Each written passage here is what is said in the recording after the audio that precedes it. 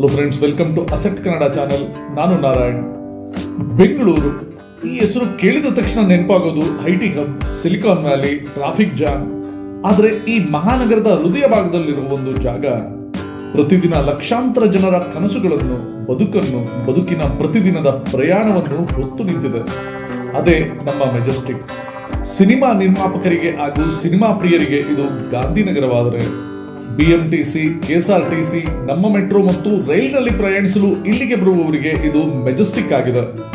ನಮ್ಮ ಕರ್ನಾಟಕ ರಾಜ್ಯದ ಎಲ್ಲಾ ತಾಲೂಕುಗಳಿಗೆ ಕೆಎಸ್ಆರ್ಟಿಸಿ ಬಸ್ ಅನ್ನು, ಬೆಂಗಳೂರಿನ ಎಲ್ಲಾ ಬಡಾವಣೆಗಳಿಗೆ ಬಿಎಂಆರ್ಟಿಸಿ ಬಸ್ ಅನ್ನು, ನಮ್ಮ ಮೆಟ್ರೋ ಸಂಪರ್ಕವನ್ನು ಹಾಗೂ ನಮ್ಮ ದೇಶದ ಎಲ್ಲಾ ರಾಜ್ಯಗಳಿಗೂ ರೈಲ್ವೆ ಸಾರಿಗೆ ಸೌಲಭ್ಯವನ್ನು ಒದಗಿಸುವ ಈ ಒಂದು ಜಾಗ, ಅದೇ ನಮ್ಮ ಮೆಜೆಸ್ಟಿಕ್. ಇವತ್ತು ಸಾಲಾಗಿ ಬಸ್ಸುಗಳು ನಿಲ್ಲುವ ಈ ಜಾಗ ಹಿಂದೆ ಒಂದು ಕಾಲದಲ್ಲಿ ದೋಣಿಗಳು ತೇಲುತ್ತಿದ್ದ ವಿಶಾಲವಾದ ಕೆರೆಯಾಗಿತ್ತು. 19ನೇ ಶತಮಾನದವರೆಗೆ ಇಲ್ಲಿ ದದ್ಮಾಂಬೂದಿ ಕೆರೆ ಬೆಂಗಳೂರಿಗೆ ನೀರುಣಿಸುತ್ತಿದ್ದ ಪ್ರಮುಖ ಮೂಲವಾಗಿತ್ತು. ಆದರೆ ಮುಂದೆ ನಾಗರೀಕರಣದ ಹಬ್ಬರಕ್ಕೆ ಧರ್ಮಾಂಬೂದಿ ಕೆರೆ ಬತ್ತಿ ಹೋಯಿತು. 70ರ ದಶಕದಲ್ಲಿ ಬತ್ತಿದ ಕೆರೆಯಲ್ಲಿ ಬಸ್ಸುಗಳು ನಿಲ್ಲಲು ಶುರುವಾದವು. ಮುಂದೆ 1979ರಲ್ಲಿ ಕರ್ನಾಟಕ ರಾಜ್ಯ ರಸ್ತೆ ಸಾರಿಗೆ ನಿಗಮ ಕೆಎಸ್ಆರ್ಟಿಸಿ ಈ ಕೆರೆಯ ಒಂದು ಭಾಗವನ್ನು ಅಧಿಕೃತವಾಗಿ ಬಸ್ ನಿಲ್ದಾಣವಾಗಿ ಪರಿವರ್ತಿಸಿತು. ಮುಂದೆ ಈ ಕೆರೆಯ ಜಾಗ ಕಾಂಕ್ರೀಟ್ ಕಾಡಾಗಿ ಬದಲಾಗುವ ಮೊದಲ ಹೆಜ್ಜೆ ಇಟ್ಟಿತು. ಮುಂದೆ 80ರ ದಶಕದಲ್ಲಿ ಆರ್ ಗುಂಡೂರಾವ್ ಅವರು ನಮ್ಮ ರಾಜ್ಯದ ಮುಖ್ಯಮಂತ್ರಿ ಆಗಿದ್ದ ಕಾಲದಲ್ಲಿ ಇಂದು ನಾವು ನೋಡುತ್ತಿರುವ ಅರ್ಧಚಂದ್ರಾಕೃತಿಯ ವಿನ್ಯಾಸದ ಬಿಟಿಎಸ್ ಬಸ್ ನಿಲ್ದಾಣ ನಿರ್ಮಾಣವಾಯಿತು. ನಂತರದಲ್ಲಿ ಈ ಬಸ್ ನಿಲ್ದಾಣಕ್ಕೆ ಅಧಿಕೃತವಾಗಿ ಕೆಂಪೇಗೌಡ ಬಸ್ ನಿಲ್ದಾಣ ಎಂದು ಹೆಸರಿಡಲಾಯಿತು. ಮುಂದೆ ದೂರದ ಊರುಗಳಿಂದ ಬೆಂಗಳೂರಿಗೆ ಬರುವ ಜನರು ಒಂದೇ ಜಾಗದಲ್ಲಿ ಬೆಂಗಳೂರಿನ ಎಲ್ಲಾ ಬಡಾವಣೆಗಳಿಗೆ ತೆರಳಬಹುದಾದ ರೀತಿ ಒಂದು ಬಿಎಂಟಿಸಿ ಬಸ್ ನಿಲ್ದಾಣ, ಕರ್ನಾಟಕ ರಾಜ್ಯದ ಎಲ್ಲಾ ತಾಲೂಕುಗಳಿಗೆ ಹೋಗಬಹುದಾದ ಕೆಎಸ್ಆರ್ಟಿಸಿ ಬಸ್ ನಿಲ್ದಾಣ ಹಾಗೂ ನಮ್ಮ ದೇಶದ ಎಲ್ಲಾ ರಾಜ್ಯಗಳಿಗೆ ತಲುಪಬಹುದಾದ ರೈಲ್ವೆ ನಿಲ್ದಾಣ ಒಂದೇ ಜಾಗದಲ್ಲಿ ನಿರ್ಮಾಣ ಆಗಿದ್ದು, ಮುಂದೆ ಒಂದು ಹೊಸ ದಾಖಲೆಯನ್ನು, ಜನಮನ್ನಣೆಯನ್ನು ಗಳಿಸಲು ಪ್ರಾರಂಭಿಸಿತು. ಮುಂದೆ ಪ್ರತಿದಿನ ಲಕ್ಷಾಂತರ ಜನರು ತಮ್ಮ ಊರಿಗೆ, ಕೆಲಸಕ್ಕೆ, ವ್ಯಾಪಾರ ವ್ಯವಹಾರಕ್ಕೆ ಕರ್ನಾಟಕದೆಲ್ಲೆಡೆಗೆ ಹಾಗೂ ದೇಶದೆಲ್ಲೆಡೆಗೆ ಬಸ್ ಹಾಗೂ ರೈಲ್ವೆ ಸಾರಿಗೆಯನ್ನು ಒದಗಿಸಬಹುದಾದ ಒಂದು ಮಲ್ಟಿ ಮಾಡೆಲ್ ಟ್ರಾನ್ಸ್ಪೋರ್ಟ್ ಹಬ್ ಇದಾಯಿತು. ಮುಂದೆ 1980ರ ನಂತರದಲ್ಲಿ ಬೆಂಗಳೂರು ನಗರ ವೇಗವಾಗಿ ಅಭಿವೃದ್ಧಿಯಾಗತೊಡಗಿತು. ಅಂತೆಯೇ ಈ ಮೆಜೆಸ್ಟಿಕ್ ಪ್ರದೇಶವು ಸಹಿತ ವೇಗದ ಅಭಿವೃದ್ಧಿಯನ್ನು ಹೊಂದತೊಡಗಿತು. ಅಂತೆಯೇ ಬೆಂಗಳೂರು ನಗರದಲ್ಲಿ ವಾಹನ ಸಂಖ್ಯೆಯು ಹೆಚ್ಚಾಗತೊಡಗಿತು. ಅದರಂತೆ ವಾಹನ ದಟ್ಟಣೆ ಸಮಸ್ಯೆಯು ಪ್ರಾರಂಭವಾಯಿತು. ಮುಂದೆ 2010ರಲ್ಲಿ ಬೆಂಗಳೂರು ನಗರದಲ್ಲಿ ವಾಹನ ದಟ್ಟಣೆ ಸಮಸ್ಯೆಯನ್ನು ನಿಯಂತ್ರಣ ಮಾಡಲು ನಮ್ಮ ಮೆಟ್ರೋ ಸಾರಿಗೆಯನ್ನು ಬೆಂಗಳೂರಿಗೆ ತರುವ ನಿಟ್ಟಿನಲ್ಲಿ ಕೆಲಸಗಳು ಪ್ರಾರಂಭ ಆದವು.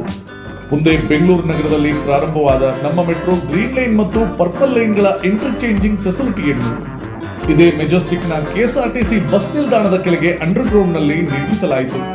2012ರಲ್ಲಿ ಪ್ರಾರಂಭವಾದ ನಮ್ಮ ಮೆಟ್ರೋ ಕಾಮಗಾರಿ ಮುಂದೆ 2016ರಲ್ಲಿ ನಮ್ಮ ಮೆಟ್ರೋ ಕೆಂಪೇಗೌಡ ಸ್ಟೇಷನ್ ಅನ್ನು ಸಾರ್ವಜನಿಕರ ಉಪಯೋಗಕ್ಕೆ ತೆರೆಯಲಾಯಿತು.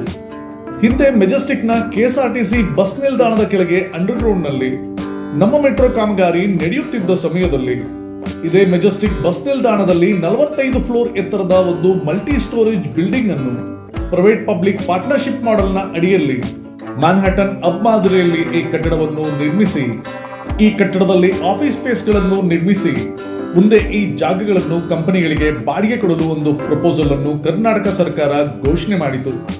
ಆದರೆ ಘೋಷಣೆಯಾದ ಈ ಪ್ರಾಜೆಕ್ಟ್ ಅನ್ನು ತೆಗೆದುಕೊಳ್ಳಲು ಮುಂದೆ ಬಂದದ್ದು ಕೇವಲ ಒಂದೇ ಒಂದು ಕಂಪನಿ.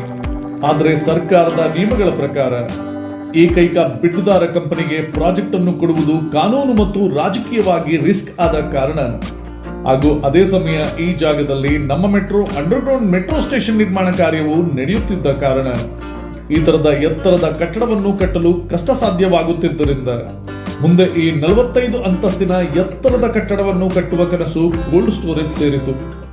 ಸ್ನೇಹಿತರೆ, ಈಗ 2026ರ ಮಾರ್ಚ್ ತಿಂಗಳಲ್ಲಿ ಇದೇ 32 ಎಕರೆ ವಿಸ್ತೀರ್ಣದ ಮೆಜೆಸ್ಟಿಕ್ ಬಸ್ ಸ್ಟ್ಯಾಂಡ್ ನಲ್ಲಿ 1500 ಕೋಟಿ ವೆಚ್ಚದಲ್ಲಿ ಒಂದು world class inter model transit hub IMTH ಅನ್ನು ಈ ಕೆಂಪೇಗೌಡ ಬಸ್ ನಿಲ್ದಾಣದಲ್ಲಿ ನಿರ್ಮಿಸಲು ನಮ್ಮ ಕರ್ನಾಟಕ ರಾಜ್ಯ ಸರ್ಕಾರ ಪ್ರಿನ್ಸಿಪಲ್ ಅಪ್ರೂವಲ್ ಅನ್ನು ನೀಡಿದೆ.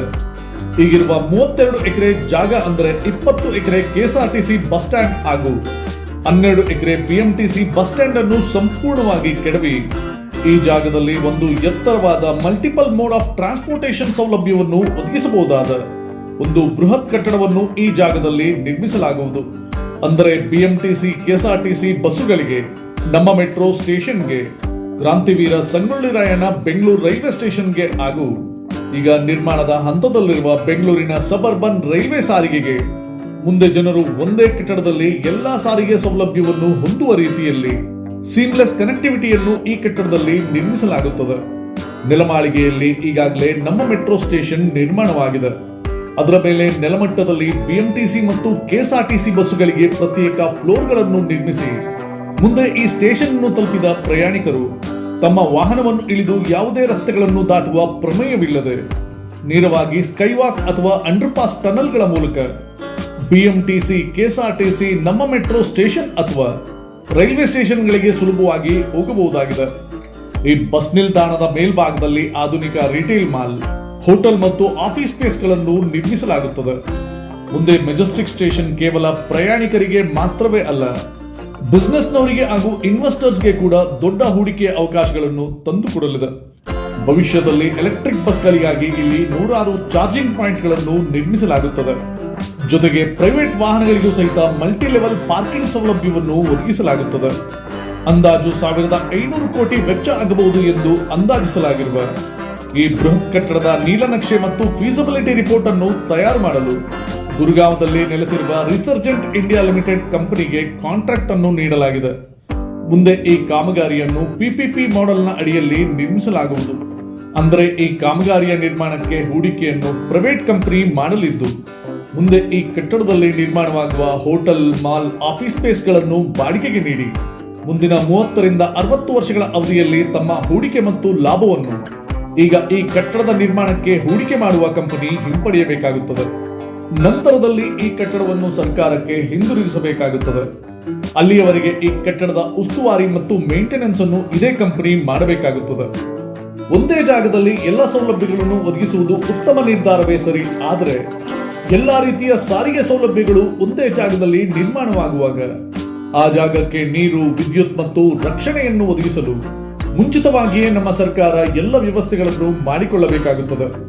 ಯಾವುದೇ ಕೆಲಸಕ್ಕೂ ಅಕೌಂಟಬಿಲಿಟಿಯನ್ನು ತೆಗೆದುಕೊಳ್ಳದ ಸರ್ಕಾರಿಯ ಅಧಿಕಾರಿಗಳು, ವಾಟಬೌಟ್ರಿ ನೆಪ ಹೇಳಿ ಜಾರಿಕೊಳ್ಳುವ ರಾಜಕೀಯದವರು, ಜಾತಿ ಧರ್ಮದ ಹೆಸರಲ್ಲಿ ಕಿತ್ತಾಡುತ್ತಾ ಬ್ಯುಸಿ ಆಗಿರುವ ಸಾರ್ವಜನಿಕರು, ಸಿವಿಕ್ ಸೆನ್ಸ್ ಇಲ್ಲದೆ ಎಲ್ಲಂದರಲ್ಲಿ ಗಲೀಜು ಮಾಡುವ ಹೆಚ್ಚಿನ ಸಂಖ್ಯೆಯ ಸಾರ್ವಜನಿಕ ಸಾರಿಗೆಯ ಪ್ರಯಾಣಿಕರು, ಇಂಥವರ ಮಧ್ಯೆ ಈ ಕಟ್ಟಡ ಹೇಗೆ ನಿರ್ಮಾಣ ಆಗುತ್ತದೆ ಎಂಬುದನ್ನು ಸಮಯವೇ ತಿಳಿಸಬೇಕಾಗಿದೆ ಎಂದು ಅಭಿಪ್ರಾಯಪಡುತ್ತಾ ನಾನು ನಾರಾಯಣ್.